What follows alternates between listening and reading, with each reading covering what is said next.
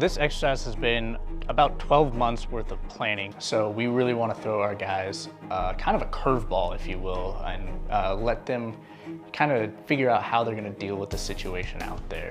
So we're going to be placing a couple of these landmines out here. This gives them a new way to develop new TTPs or figure out on the ground how they're actually going to solve the problem that is facing them. And then it also gives them the realism because this is something that they could come across on a real deployment. I am Staff Sergeant Aaron Richards. I work with the 99 Civil Engineer Squadron here on Nellis, and I am the NCOIC of EOD Plans and Intelligence. I'm Technical Sergeant Nathan Duffy, and I'm the NCOIC of EOD Equipment.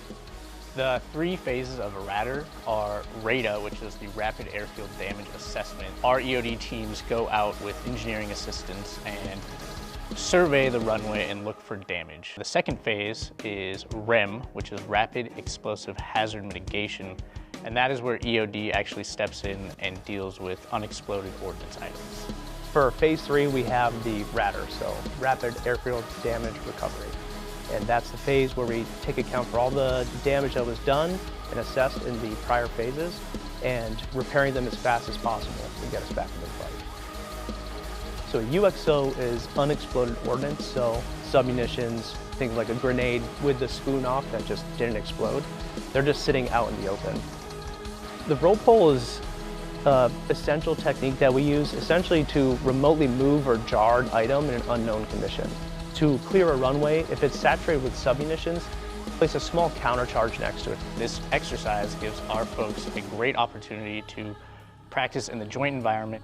So the exercise we did impacts our readiness because we're practicing with realistic loadouts of equipment and realistic distances, which is going to dictate a lot of logistics about how we fight and how we respond.